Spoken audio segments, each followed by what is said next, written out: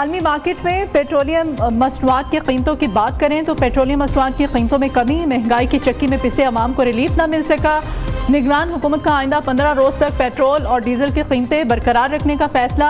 Light diesel की कीमत में ₹3.40 और मिट्टी का तेल ₹3.82 सस्ता। जो विदाउट डॉक्यूमेंटेशन यहाँ पर साल हाँ साल से या कारोबार कर रहे हैं या रिहाइश इख्तियार की हुई है, अच्छा या बुरा एक सोशल रोल उनका मौजूद है, लेकिन वो हमारे सिस्टम में उनकी विजिबिलिटी नहीं है। ये वो टारगेट ग्रुप है जिनको हमने ये टाइम दिया था और उनको कहा था कि ये वापस जाएंगे, ये अपने ममालिक जाएं, वहाँ पर अपने डॉक्यूमेंट्स, ट्रैवल डॉक्यूमेंट्स अपनी रियासतों से इशू करवाएं।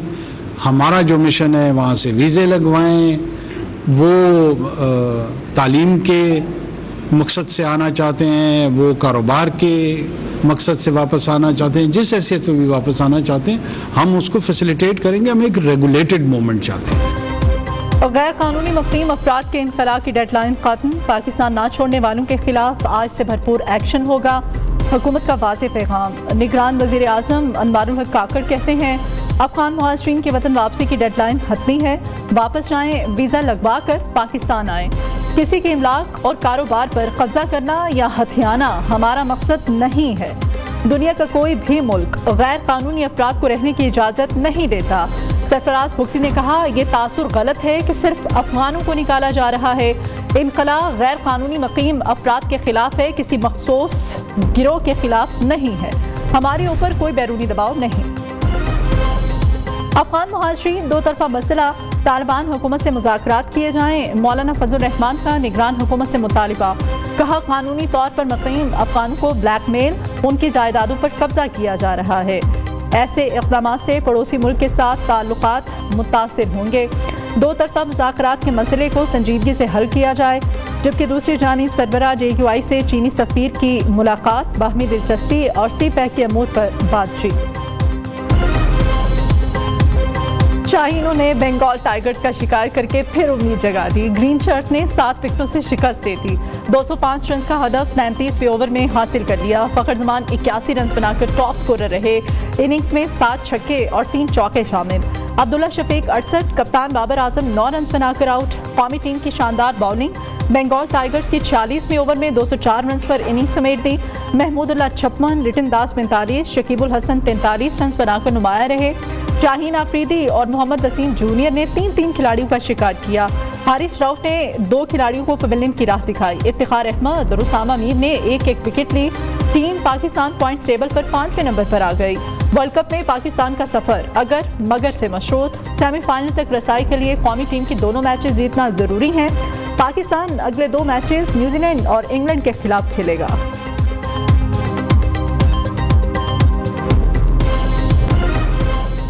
शाहीन की ऊंची उड़ान एक और रिकॉर्ड अपने नाम कर लिया। विकेटों की तेज तरीन सेंचुरी करने वाले बॉलर्स की फहरिस्त में शामिल। पाकिस्तानी फास्ट बॉलर ने 51 वनडे मैचेस में 100 विकेटें हासिल की।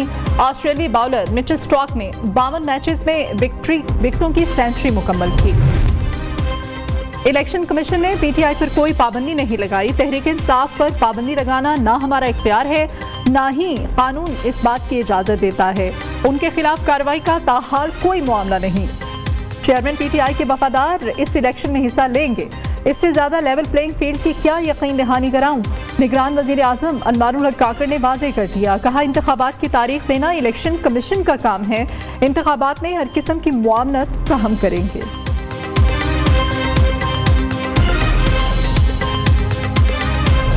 आज मुल्क की सियासी सूरत हाल का भी जायज़ा लेते हुए हमने ये फ़ैसला किया है कि मुस्लिम लीग नून आने वाले इंतखाबात के लिए इंतखाबी अमल का फौरी आगाज़ करेगी और कल से मुस्लिम लीग नून कौमी और सूबाई असम्बली के उम्मीदवारों से दरख्वास्तों को तलब करना शुरू करेगी। मुस्लिम लीग नून का फौरी इंतखाबात कराने का मुतालिबा। इंतखाबी मुहिम शुरू होने का ऐलान।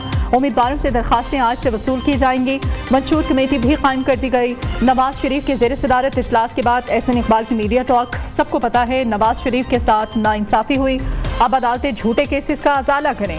पाकिस्तानी कौम आज भी नवाज शरीफ की तरफ देख रहे हैं। नून लीगी रहनुमा ने पीटीआई तनकीद करते हुए कहा कि कौन से हकीम लुकमान और अफलातून ने तहरीक अदम एतमाद के बाद ऑपोजिशन बेंचेस पर बैठने से रोका था। किसने मशवरा दिया था कि पंजाब और खैबर पख्तूनख्वा हुकूमत छोड़े?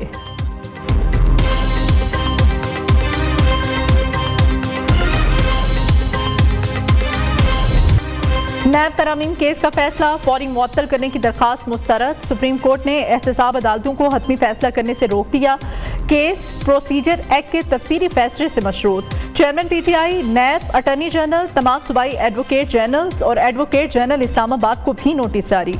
ये कहना दुरुस्त नहीं कि नैब तरामीम से कोई मुस्तफीद हुआ। इन तरामीम से कोई बरी नहीं हुआ, सिर्फ मुकदमात का फॉर्म बदला है। प्रैक्टिस एंड प्रोसीजर कानून के तफसीली फैसले के बाद नैब इंट्रा कोर्ट अपील समाअत के लिए मुकर्रर की जाए। चीफ जस्टिस काजी फाइज ईसा के रिमार्क्स।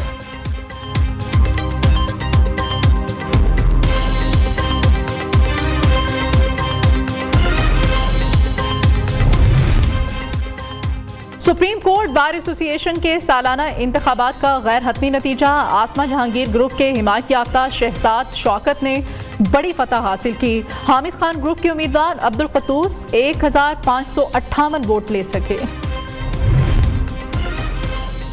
एफपीआर ने मुसलसल चौथे माह महसूलात की वसूली का हदफ हासिल कर लिया। रिपोर्ट के मुताबिक जुलाई तक अक्टूबर एफपीआर ने 2748 अरब रुपए के महसूलात जमा किए। एफपीआर ने हदफ से 66 अरब रुपए जायद महसूलात इकट्ठे किए। चेयरमैन एफपीआर मलिक अमजद टवाना की शानदार कारकर्दगी पर अपनी टीम को मुबारकबाद। गैस की कीमतों में इजाफा मजबूरी और मुल्की मुफाद में किया गया। निगरान विफाकी वज़ीर इत्तलात मुर्तज़ा सुलंगी और वज़ीर तवानाई मोहम्मद अली की प्रेस कॉन्फ्रेंस। कहा, अगर गैस की कीमत ना बढ़ती तो 400 अरब रुपए का नुकसान होता। 57% घरेलू सारिफीन का टैरिफ नहीं बढ़ाया। रोटी तंदूर वालों के लिए गैस कीमत में 2 अरब रुपए सब्सिडी दी जाएगी, जबकि दूसरी जानिब पाकिस्तान पीपल्स पार्टी की गैस की कीमतों में होशरुबा इजाफे की मुजम्मत। शहरी रहमान कहती हैं कि निगरान हुकूमत को महंगाई की चिक्की में पिसे अवाम पर इतना बोझ नहीं डालना चाहिए था। ये लोग पहले घरेलू सारिफीन के लिए मौसम सरमा में 16 घंटे की लोड शेडिंग का ऐलान कर चुके हैं।